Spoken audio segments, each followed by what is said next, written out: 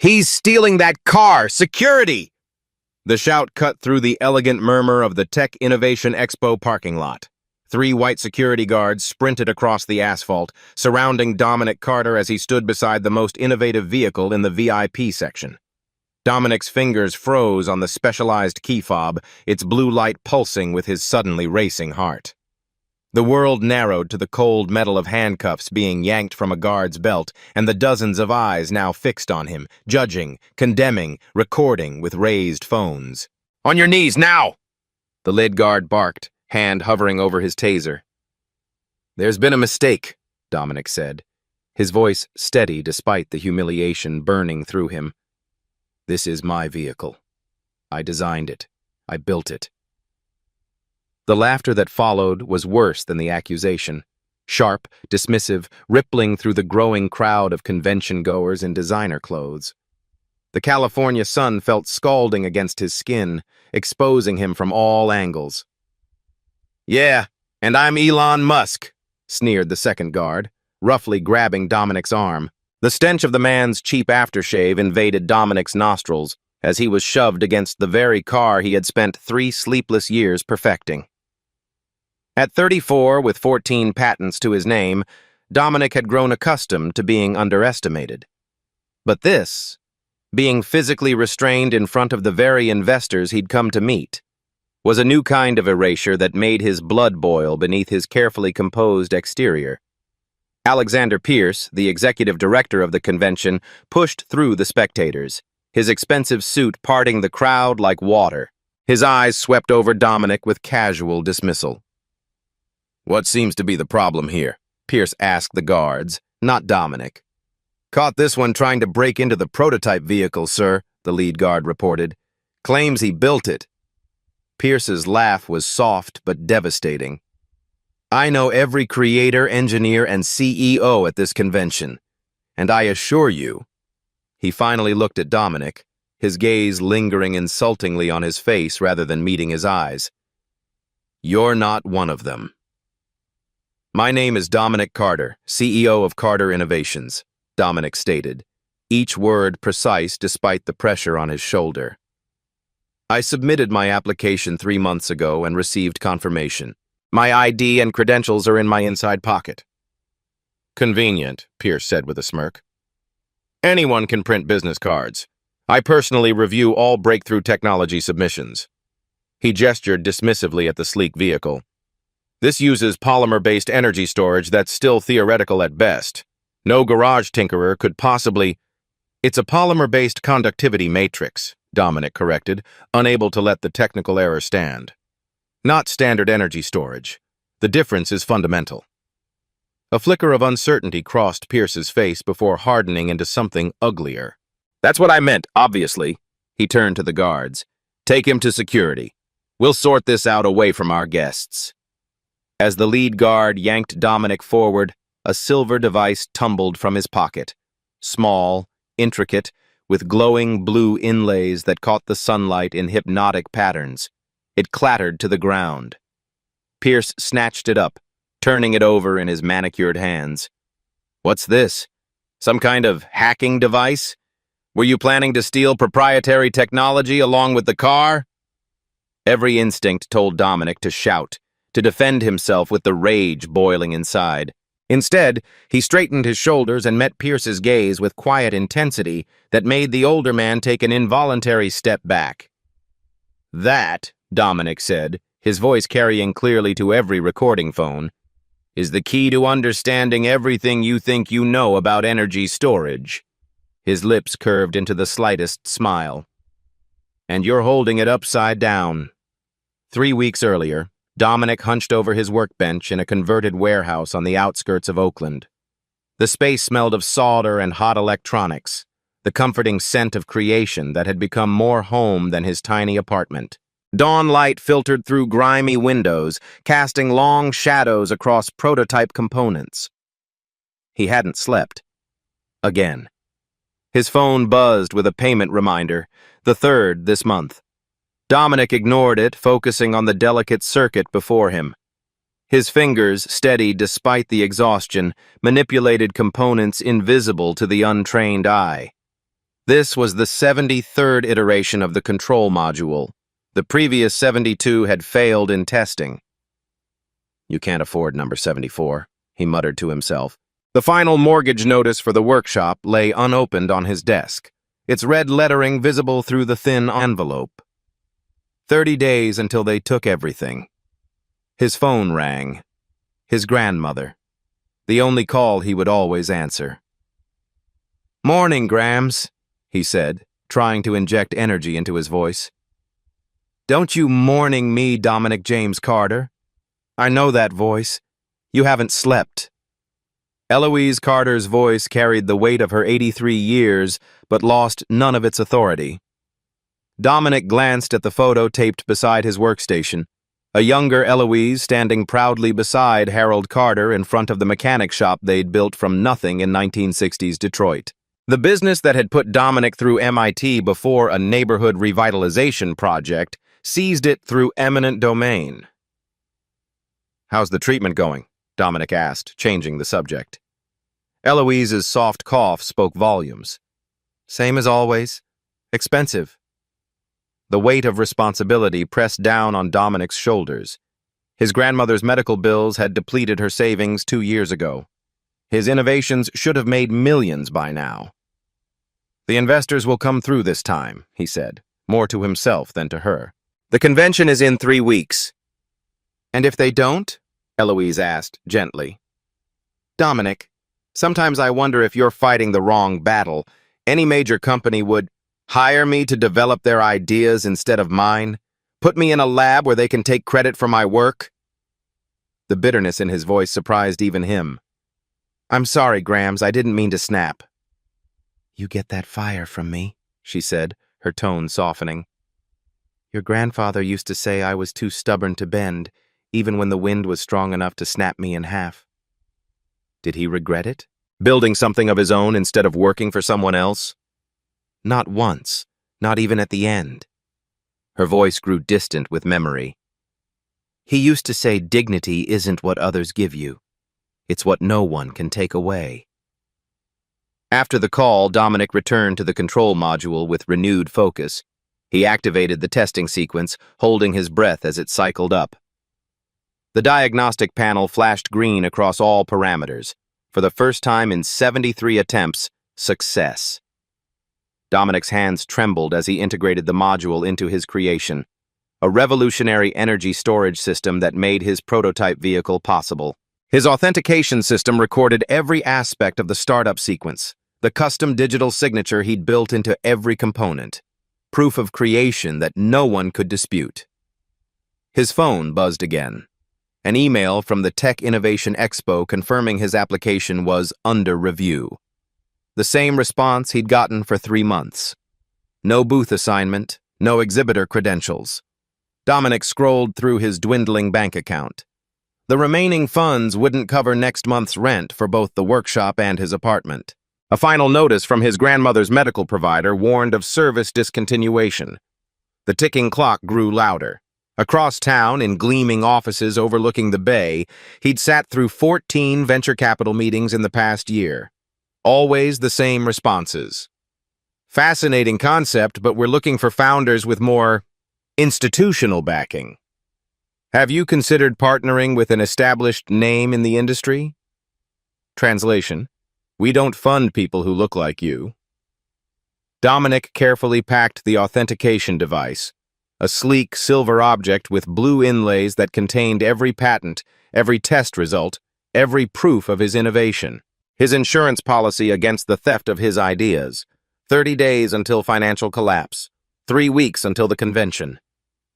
His final shot. Dominic pulled the tarp off his creation, a vehicle that would redefine transportation if given the chance. He'd been denied a booth through official channels, but there were other ways to be seen. The VIP parking section, where investors would gather, wasn't just a location, it was an opportunity. His vehicle there would be impossible to ignore. All he needed was for someone important to really see it, to see him. The Tech Innovation Expo sprawled across the San Francisco Convention Center like a chrome and glass kingdom. Dominic navigated the crowded entrance hall, rejection email pulled up on his phone. The constant hum of networked devices mixed with forced laughter, the soundtrack of success that had always played just beyond his reach. "Excuse me, where can I find the refreshment stand?" A woman in designer glasses tapped his shoulder, not bothering to look at his face. "I don't work here," Dominic replied evenly. "Oh." Her surprise was barely concealed as she took in his tailored suit. "Sorry about that." It was the third such interaction in 20 minutes. Dominic had expected it, dressed for it, prepared for it. Still, each assumption scraped against his resolve like sandpaper. He checked his watch. 2 hours until his first potential investor meeting. Time to scope out the competition. The main exhibition hall gleamed with cutting-edge displays, each booth more elaborate than the last. Dominic paused at a display from Pierce Energetics, where Alexander Pierce himself held court among admiring attendees. The company's revolutionary battery technology rotated on a platform. Technology that Dominic knew was already obsolete compared to his own. "It's all about institutional knowledge," Pierce was saying to a cluster of investors. "These garage inventors with their pipe dreams simply don't understand the complexity of bringing true innovation to market. It takes infrastructure, connections." Their eyes met briefly across the crowded space. Pierce's gaze slid over Dominic without recognition before continuing his pitch. "Our patented system represents a 15% improvement over current market leaders." Pierce gestured to the display. "That's the difference between amateur enthusiasm and professional engineering." The investors nodded, impressed by the man in the expensive suit with the established company. 15%. Dominic's system represented a 300% improvement, but without the booth, without the platform, without the right connections, it might as well not exist. A convention staff member approached, clipboard in hand. "Sir, do you have an exhibitor badge?" Dominic showed his general admission pass. "I'm just observing today."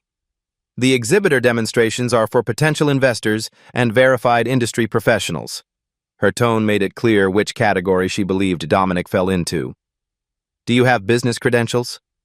He produced his CEO card for Carter Innovations. The woman examined it as if checking for counterfeiting. "I don't see Carter Innovations on our exhibitor list." "We're not exhibiting officially. I'm here for meetings."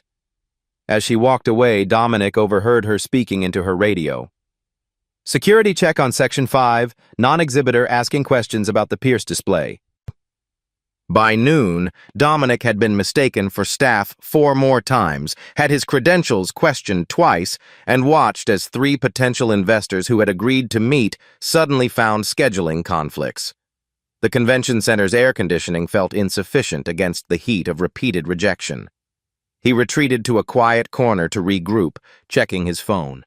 A text from his grandmother's nurse. "Doctor wants to discuss new treatment option. Insurance denied. Needs decision by Friday." Friday. 3 days away. The treatment would cost more than Dominic had left. A notification from his banking app. Mortgage payment for the workshop automatically attempted. Insufficient funds. 27 days left before foreclosure. Dominic straightened his tie and headed for the exit. Time to implement Plan B. If they wouldn't let him inside officially, he'd make them come outside to him. In the parking lot, he removed the protective cover from his vehicle. Under the midday sun, its innovative design drew immediate attention. He activated several exterior features, subtle lighting, the almost silent hum of its revolutionary drive system. Within minutes, a small crowd had gathered. He was explaining the basics of the design when Pierce and 2 convention security staff approached rapidly. Pierce's face was flushed with anger. "What exactly do you think you're doing?" Pierce demanded. "This is private convention property." "I'm in the public parking area," Dominic replied calmly, "showing my vehicle to interested parties. You're soliciting our attendees outside sanctioned exhibition spaces." Pierce turned to the security guards. "This man has been flagged earlier today. He's attempting to circumvent proper channels." The crowd began to disperse under the security presence, potential connections vanishing. "I applied through proper channels," Dominic said, producing his confirmation email. 3 months ago.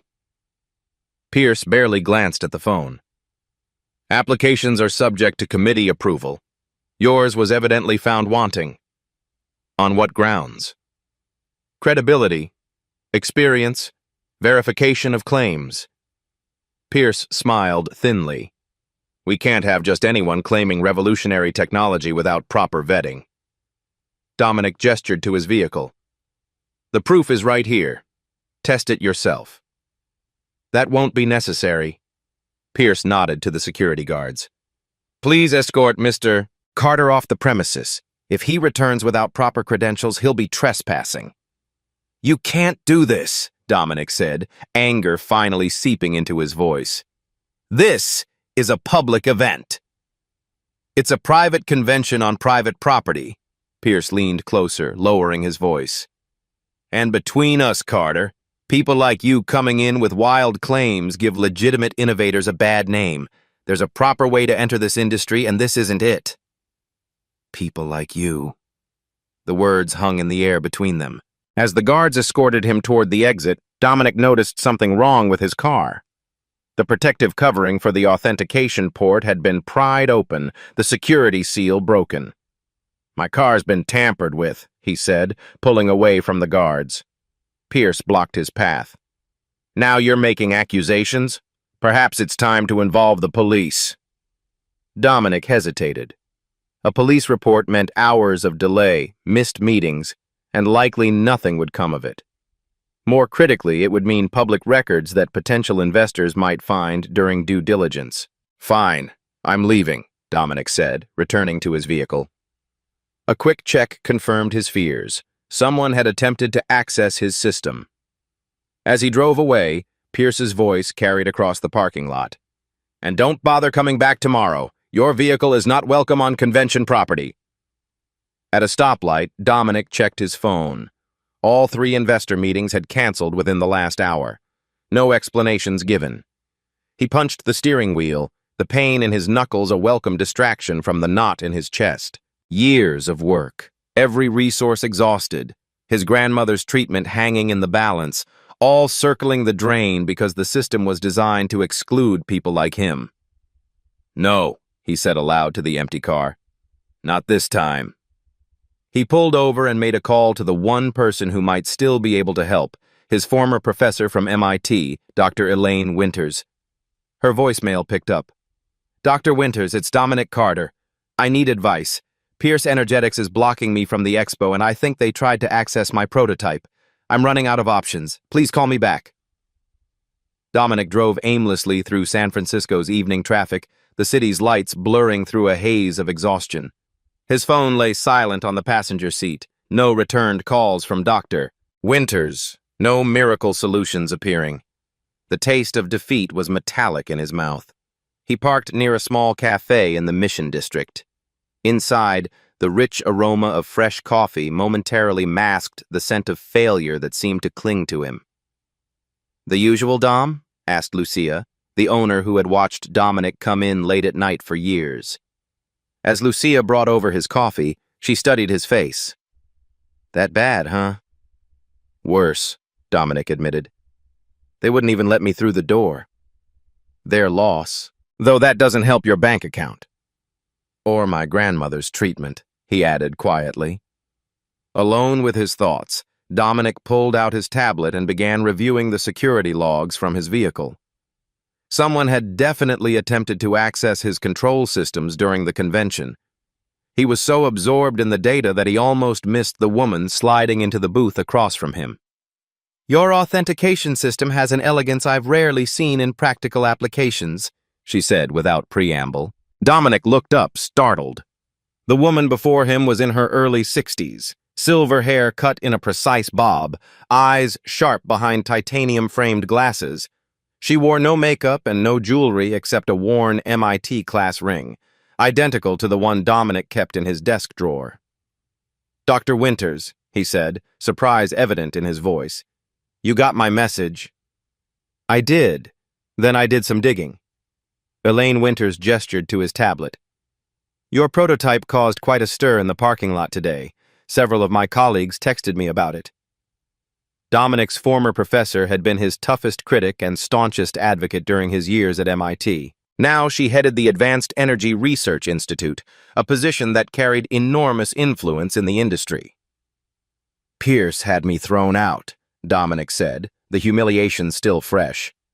"Claimed my application was rejected for credibility reasons." Dr. Winter's expression hardened. "Alexander Pierce is a mediocre engineer who inherited his father's company and connections. His revolutionary battery technology is just an incremental improvement on existing systems." Which is exactly why he felt threatened, Dominic realized. He saw my car and knew immediately that his technology is obsolete by comparison. "Show me," she said simply, nodding toward his tablet. Dominic hesitated. "Dr. Winters, with all due respect, I've been burned too many times. I can't risk—" "Dominic James Carter," she interrupted, leaning forward. "I failed you on your first quantum mechanics exam because you were too arrogant to check your work. I wrote your recommendation letter to the patent office when no one would take you seriously. I have never once asked you to trust me blindly." She pulled out her own tablet. "But I am asking now." Dominic transferred the technical specifications to Dr. Winter's device. He watched her face as she scrolled through the data, her expression shifting from professional interest to shock to something approaching wonder. "This shouldn't be possible," she murmured, eyes fixed on the energy density metrics. "The polymer matrix configuration alone would revolutionize storage capacity, but combined with the conductivity enhancements—" She looked up sharply. "You've tested this? Real-world applications, not just lab conditions?" "The car has over 6,000 miles on it," Dominic confirmed. "Zero degradation in the system. Charging time under 3 minutes with standard equipment." Dr. Winters set down the tablet carefully. "Dominic, do you understand what you've created? This isn't just a better battery, this changes everything. Transportation, grid storage, developing nations' energy access." "I know," he said quietly. "That's why I've been trying so hard to get funding. To protect the patents. To make sure it's done right." She studied him for a long moment. "And Pierce tried to access your systems today?" "Someone did. The attempt came from inside the convention center while I was being escorted out." Dr. Winter's mouth set in a thin line. "Alexander Pierce has a history of acquiring innovations through questionable means. 3 startups in the last 5 years have accused him of corporate espionage. None could prove it. All went bankrupt fighting him." "I can't fight him," Dominic said finally. "I'm 3 weeks from losing my workshop. My grandmother needs treatment I can't afford. And I've been blackballed from the only convention that matters this year." Dr. Winters tapped her fingers on the table, thinking. "What if you didn't have to fight him? What if you could make him defeat himself?" "What do you mean?" "Pierce's entire reputation is built on being the face of innovation, the visionary, the expert." A small, dangerous smile played at her lips. "What if we revealed him as a fraud in front of everyone who matters in the industry?" For the first time that day, Dominic felt a flicker of hope. "How?" "The convention continues for 2 more days. Tomorrow is the Advanced Energy Panel, the one you were supposed to be on." Dr. Winters pulled out her phone. "As the head of the institute, I have certain privileges, including nominating last-minute replacements for the panel." "You want me on the panel?" "Pierce would never allow it." "Pierce doesn't control the panel selections. The committee does." Her smile widened. "A committee I've served on for 15 years. She made a quick call, speaking in clipped, authoritative tones about the necessity of having Carter Innovations represented due to groundbreaking developments relevant to the panel's focus. When she hung up, her eyes gleamed with satisfaction. "You're in. Panel starts at 11 a.m. tomorrow, main stage. Pierce will be there as the keynote speaker." She leaned forward. "But getting on stage is only half the battle. Pierce will try to discredit you. We need irrefutable proof of your innovation, something so compelling that even Pierce can't dismiss it." Dominic thought about his authentication device, the one thing that contained everything, that could verify his work beyond any doubt. the same device that had fallen from his pocket during the confrontation with Pierce. "I have exactly what we need," he said, "but there's a problem. Pierce might already have it." As Dominic detailed the confrontation in the parking lot, the doctor's expression grew increasingly concerned. "If Pierce has your authentication device, he could be trying to access your data as we speak." Dominic felt a cold knot form in his stomach. "Even if I make it onto that panel tomorrow, without the authentication device, it's my word against his. And in that room, his word carries more weight." Dr. Winters studied him thoughtfully. "Not necessarily. You built the authentication system yourself, correct? With your personal verification protocols?" Dominic nodded. "Then there must be a back door, a way to prove you're the creator even without the physical device." A slow smile spread across Dominic's face as realization dawned. "There is, but I'll need access to the convention center's main networking system to implement it." "Which is exactly what you'll have as a panelist, Dr. Winters said. "All presenters connect to the primary network for their demonstrations." For the first time in months, Dominic felt the pieces starting to align. A path forward, narrow and treacherous, but possible. Dominic spent the night in his workshop, sleep a distant luxury he couldn't afford. The overhead lights cast harsh shadows across the concrete floor as he meticulously prepared for the confrontation ahead. His grandmother's words echoed in his mind. "Dignity isn't what others give you. It's what no one can take away." By 4 a.m., he had created a secondary authentication protocol, one that could override his stolen device if Pierce attempted to use it. By 5 a.m., he had compiled a simplified presentation that even non-technical investors could grasp. By 6 a.m., he had rehearsed his demonstration until every word, every gesture was burned into his muscle memory. His phone buzzed with a text from Dr. Winters. "Institute credentials ready. Bring car to West Entrance, 8 a.m. Security has your name." The drive to the convention center through early morning fog felt surreal. The city was still waking up, unaware that today might change the trajectory of energy technology for decades to come. At the West Entrance, a security guard checked his ID against a clipboard. "Dr. Winters said you'd be coming. Follow the service road to Section E. Institute parking." No questions, no suspicion, just the simple respect of being expected. Dr. Winters was waiting. "Right on time," she said approvingly. "We have 3 hours before the panel. Let's use them wisely." They entered through a side entrance reserved for presenters and staff. The morning preparation was in full swing. Technicians checking audio systems, caterers arranging refreshments for VIP areas. "The main stage is through here," Dr. Winters said. "Each panelist has 15 minutes for presentation, followed by questions. Pierce speaks first as the keynote, then the order is alphabetical by company." "So I'm third," Dominic calculated. "After BioCore Energy." Dr. Winters nodded. "Pierce will use his keynote to set the narrative. He'll likely try to establish parameters for what constitutes credible innovation that conveniently exclude your work." They reached the main stage, a vast space with seating for over 1,000 attendees. Technicians were arranging the panel table, placing name cards for each presenter. Dominic spotted his name, printed in the same font as the industry giants who would share the stage. A convention coordinator approached, clipboard in hand. "Dr. Winters, Mr. Carter, we need to check your presentation materials and any demonstration requirements."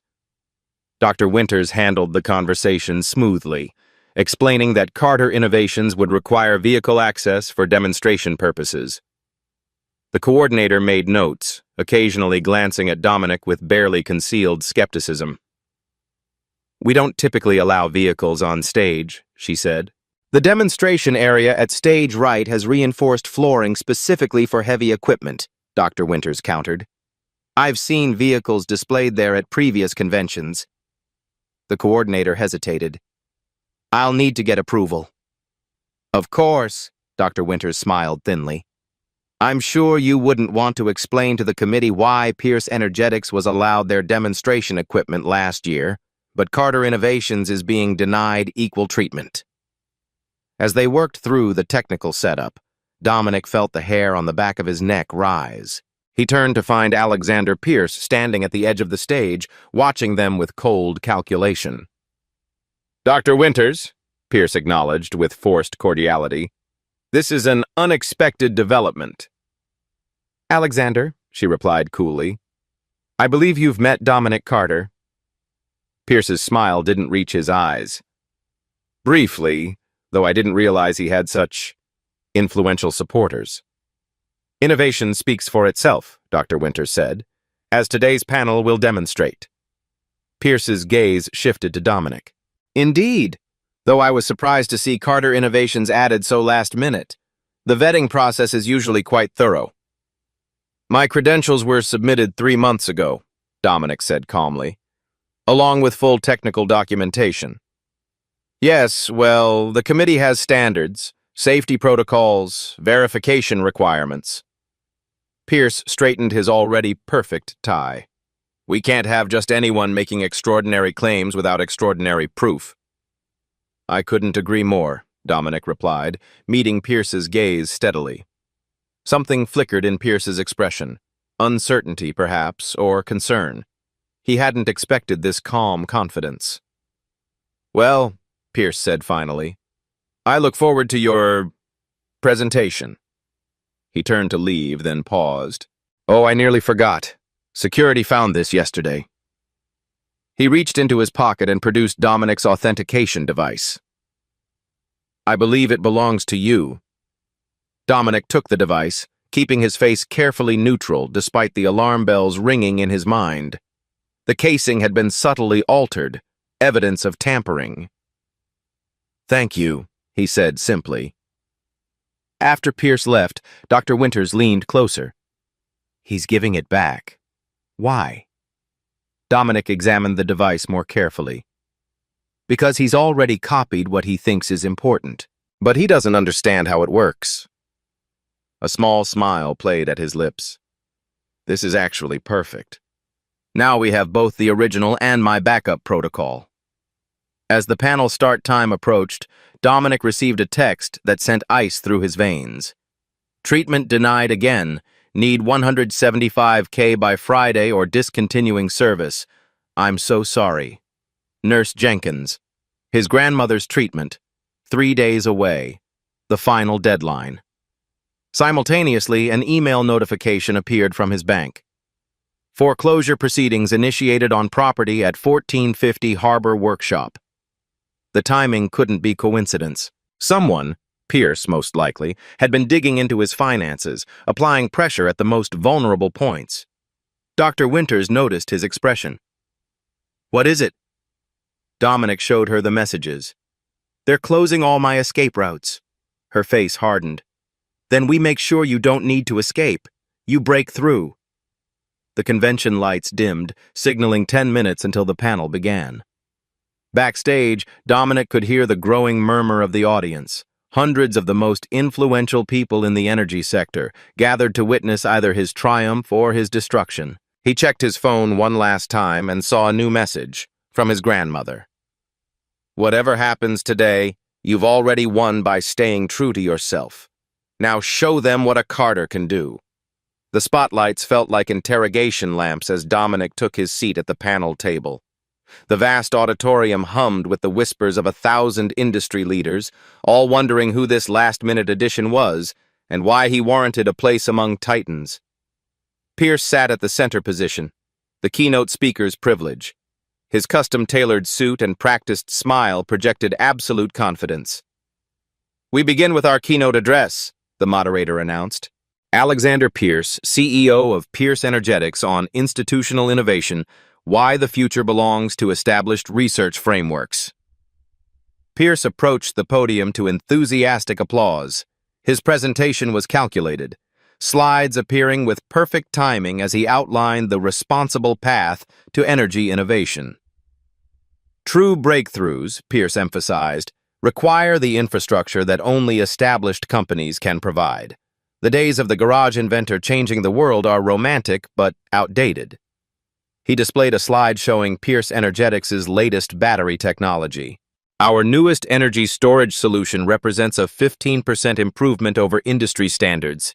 This is what real progress looks like, measured, verified, and commercially viable. From the corner of his eye, Dominic could see Dr. Winters in the front row, her expression neutral but her eyes sharp. Next to her sat Amara Williams, an executive from Horizon Ventures whom Dominic recognized from industry publications. Williams was known for backing unconventional innovators. Pierce concluded with what sounded like a warning. We must be wary of extravagant claims that bypass proper verification channels. In our eagerness for revolutionary solutions, we mustn't abandon scientific rigor. The message was clear. Dominic's presence was the very danger Pierce was cautioning against. After the BioCore CEO presented, the moderator called Dominic's name.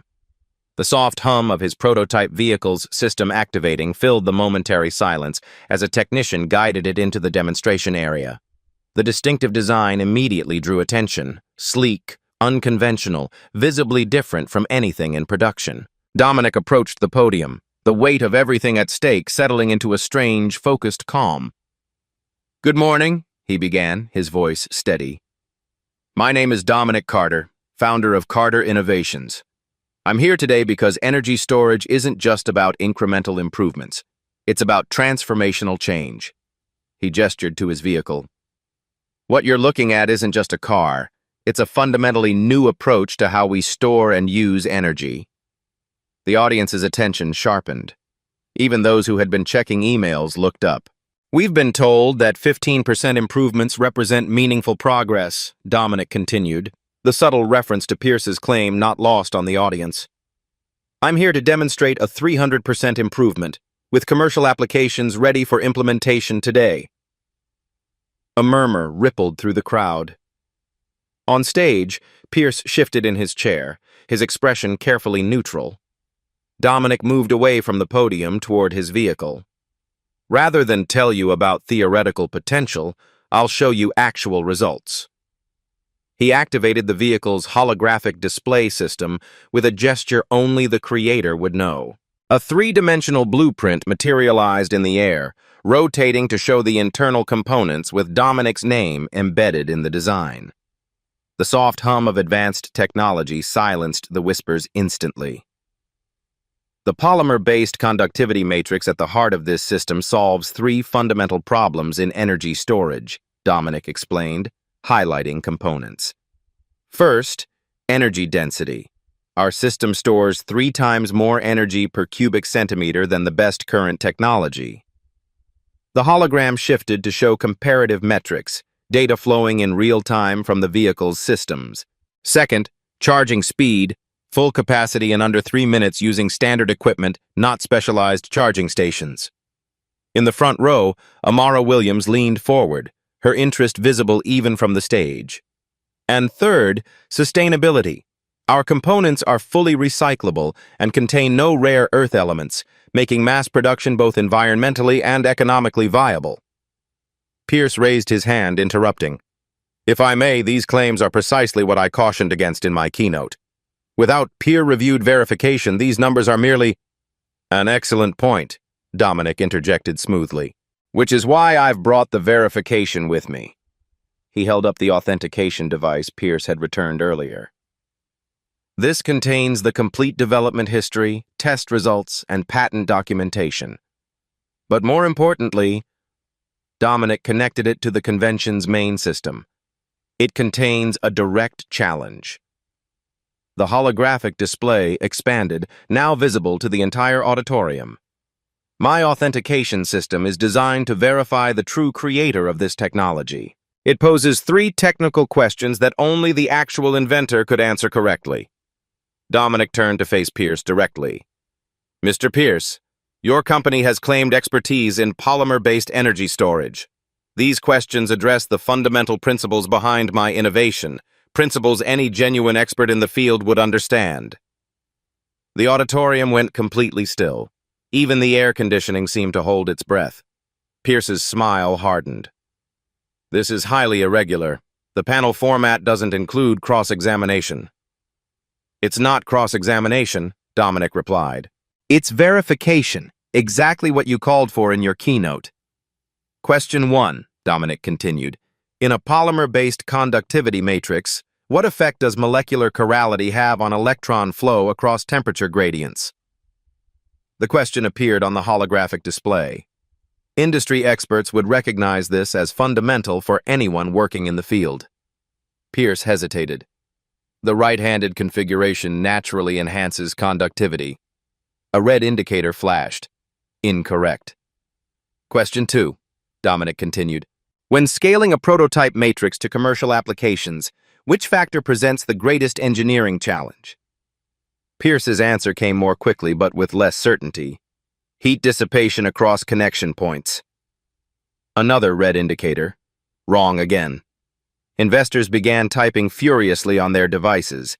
Journalists in the press section leaned forward. Final question, Dominic said. What specific catalyst enables the self-repairing property in the matrix when microfractures occur? Pierce's face had lost its practiced confidence. Sweat beaded on his forehead. This is absurd. These questions are deliberately obscure.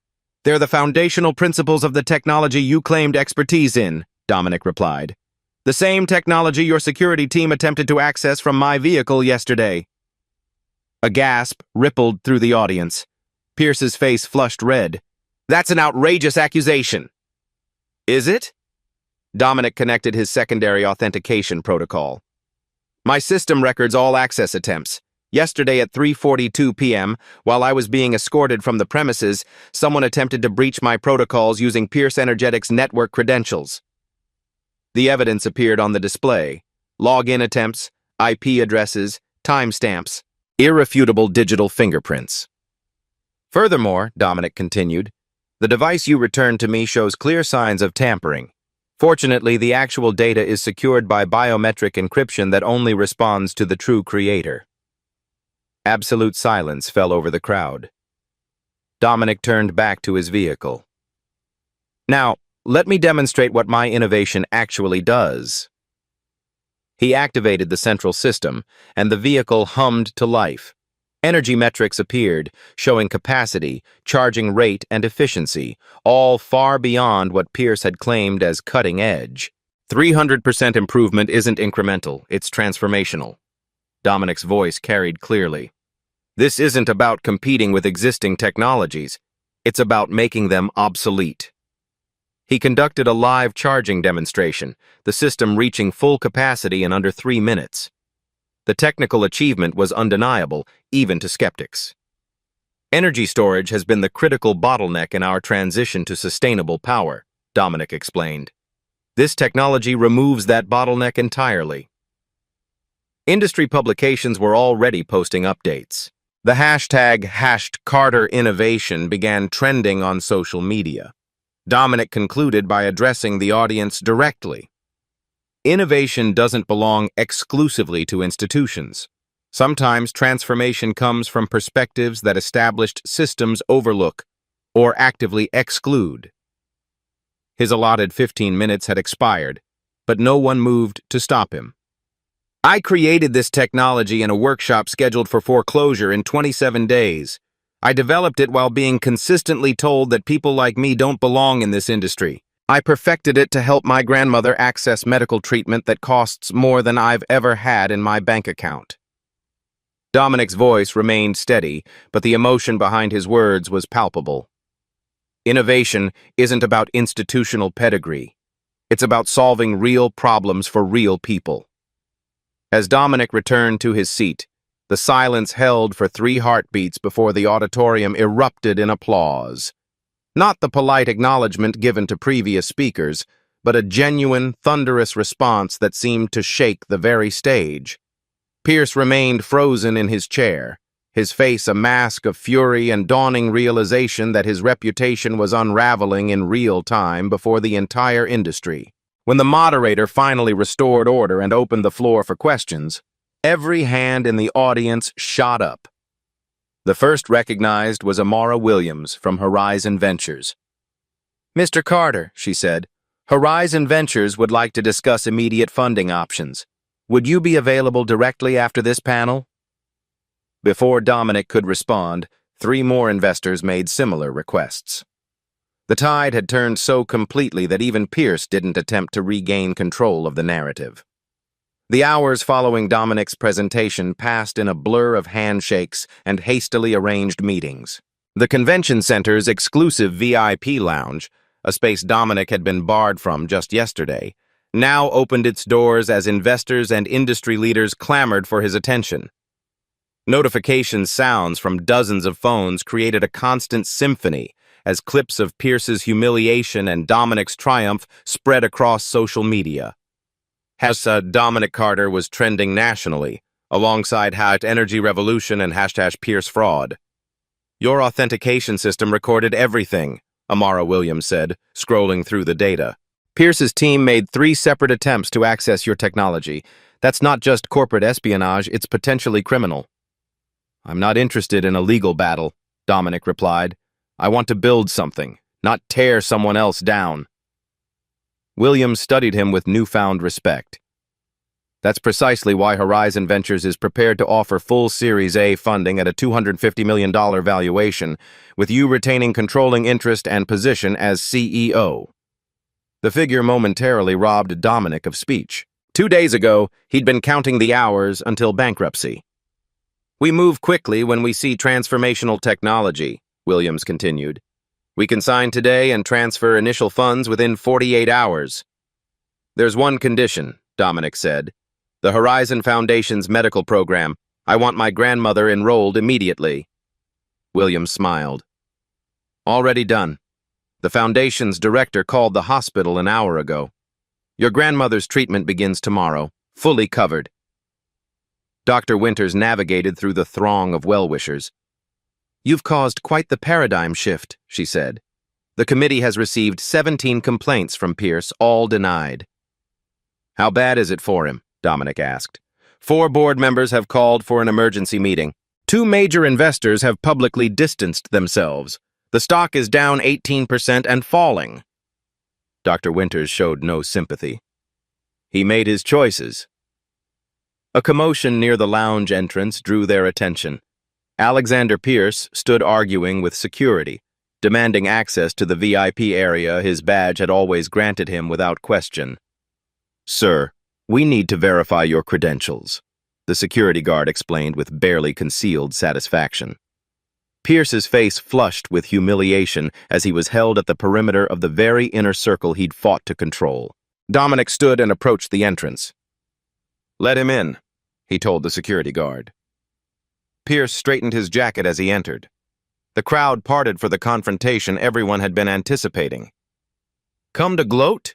Pierce asked, his voice tightly controlled. No, Dominic replied simply. That was never the point. Pierce's laugh was bitter. You destroyed my reputation in front of the entire industry. What exactly was the point if not that? The point was the technology, the innovation, the possibility of change. Dominic maintained steady eye contact. The same things it should have been for you. For a moment, something like genuine regret flickered across Pierce's face.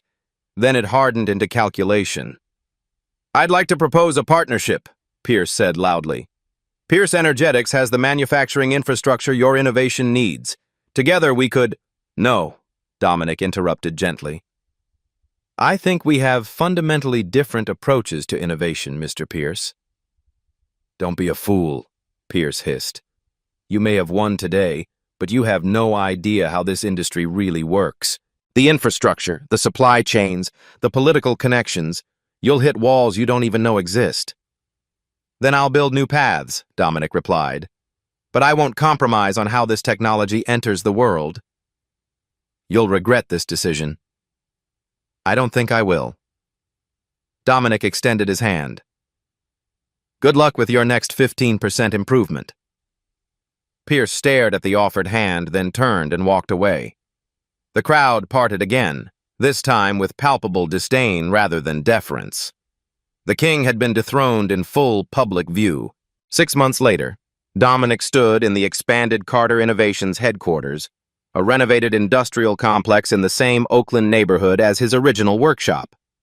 The company had grown from 1 to 68 employees, with manufacturing partnerships across 3 continents. The main development floor hummed with activity, engineers fine-tuning applications of the core technology for everything from electric vehicles to home energy systems. Dominic had insisted on an open layout where teams could collaborate freely, with glass-walled laboratories where visitors could see innovation happening in real time. In one corner, a dozen young engineers from underrepresented backgrounds worked on projects under a program Dominic had created, full scholarships and guaranteed internships for promising students from communities typically excluded from the tech pipeline. "The delegation from Japan has arrived," his assistant announced. "They're interested in the grid storage applications." "I'll be right there," Dominic replied, turning back to the component he'd been tinkering with. A new configuration that might improve efficiency another 12%. His hands were still stained with conductive material, his sleeves rolled up despite the high-level meeting ahead. Some habits wouldn't change, regardless of the company's valuation, now approaching $2 billion. Pierce Energetics had undergone a board restructuring after Alexander Pierce was forced to resign amid investigations into corporate espionage. The company survived but was no longer mentioned among industry leaders. Dominic's grandmother had responded well to treatment. Last weekend, she had visited the headquarters, introducing herself to every employee as the reason this one learned to stand his ground. On his way to meet the Japanese delegation, Dominic passed the company's mission statement engraved in the lobby. "Innovation belongs to those who solve real problems for real people." Beneath it hung a small, framed photograph of his grandparents standing in front of their Detroit auto shop, taken in 1962, a reminder of where he came from and why it mattered. In the reception area, Dominic spotted a young black woman clutching a prototype, nervously reviewing notes before her pitch meeting. He paused, remembering all too clearly the weight of those moments, standing outside doors that seemed designed to remain closed. "Mr. Carter? The delegation is waiting," his assistant reminded. "One moment," Dominic said, approaching the young inventor. "Ms. Jackson, I'm Dominic Carter." He extended his hand, still stained with the materials of his latest project. "Tell me about your innovation while we walk to the conference room." Her eyes widened in surprise, then determination as she gathered her prototype and fell into step beside him. "It's a medical monitoring system that works without continuous internet connectivity," she began, her voice growing stronger with each word. "For communities with limited infrastructure." Dominic listened intently, recognizing in her the same fire that had kept him going through years of rejection. The revolution hadn't ended with his success. It had only just begun. Some walls weren't meant to be accepted. They were meant to be rebuilt into bridges. If this journey of struggle, innovation, and triumph resonated with you, subscribe to the Beat Stories channel now for more inspirational narratives that shine a light on underrepresented voices and stories of justice served.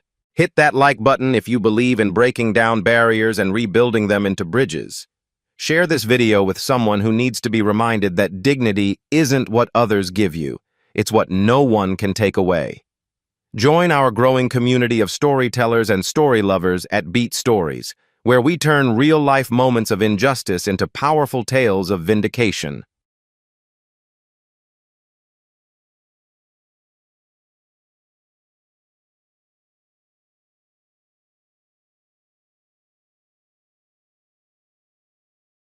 Behind every headline is a human story. At Beat Stories, we go deeper, where emotion meets evidence and drama reveals the system. If this story made you pause, reflect, or feel something, don't forget to subscribe. There's more to come.